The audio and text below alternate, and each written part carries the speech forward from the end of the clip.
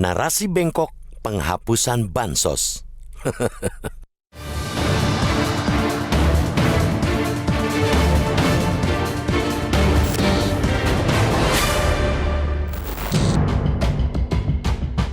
Dalam melakukan perburuan elektoral, siapapun mestinya pantang menghalalkan segala cara, termasuk menyebarkan informasi yang sesat dan menyesatkan. Aturan main seperti itulah yang harus dipegang teguh ketika para calon yang bersaing di Pilpres maupun Pemilu Legislatif 2024 hendak meraih sebanyak-banyaknya suara rakyat. Apalagi kalau objek yang berusaha disesatkan ialah informasi soal bantuan sosial atau bansos, maka semua pihak mestinya taat azas. Wajib diingat, bansos bukanlah monopoli salah satu calon maupun penguasa yang diidentikan di kubu paslon tertentu. Sejatinya bansos ialah mekanisme negara yang jelas diatur dalam undang-undang. Pada akhirnya, siapapun calon yang memimpin nanti tidak berkonsekuensi pada ada atau tidaknya bansos. Sebagai amanat undang-undang, siapapun pemenang Pilpres harus tunduk dan patuh untuk tetap menyalurkan bansos, khususnya dalam situasi darurat. Bila merujuk pada dasar aturannya, bansos diatur dalam Undang-Undang Nomor 25 Tahun 2009 tentang pelayanan publik. Landasan hukum lainnya ialah Undang-Undang Nomor 13 Tahun 2011 tentang penanganan fakir miskin. Ada juga Undang-Undang Nomor 14 Tahun 2019 tentang pekerja sosial.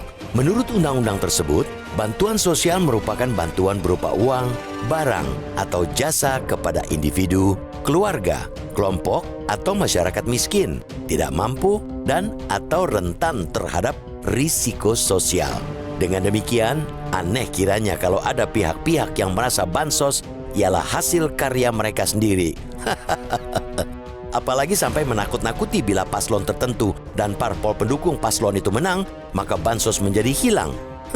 Sebaliknya, bila paslon mereka dan partai mereka yang menang, bansos jalan terus. Sungguh sebuah cara yang tidak elok, jauh dari kesan elegan, apalagi disebarkan dengan sadar. Bagi pihak-pihak yang menyebarkan kebohongan soal penghapusan bansos, justru patut dipertanyakan. Masih relevankah menggunakan kampanye hitam untuk mengalahkan lawan? Harus kita katakan bahwa cara-cara kotor seperti itu hanya merugikan proses demokrasi dan kepercayaan masyarakat. Publik akan menjadi apatis untuk berpartisipasi dalam proses pemilu. Padahal, publik sejatinya subjek dalam demokrasi yang harus diedukasi sekaligus diperjuangkan hak-hak mereka, bukan malah ditakut-takuti. Ketika publik apatis, yang terancam ialah kelangsungan demokrasi, maka yang kini bengkok haruslah diluruskan dan disuarakan, yakni bansos tidak akan dihapuskan selama masih ada kaum miskin dan kelompok rentan yang terkena dampak bencana, perubahan iklim, atau inflasi yang amat tinggi. Publik juga mesti berani menyuarakan kritik atas masih banyak kekurangan pelaksanaan bansos. Agar manfaat bansos kian maksimal dan tepat sasaran, publik mesti berani menyuarakan ketidakberesan di lapangan. Bila muncul narasi bengkok soal bansos, rakyat mestinya tidak ragu-ragu untuk melawannya. Bansos mestinya menjadi alat distribusi keadilan ekonomi, bukan instrumen pendulang elektoral.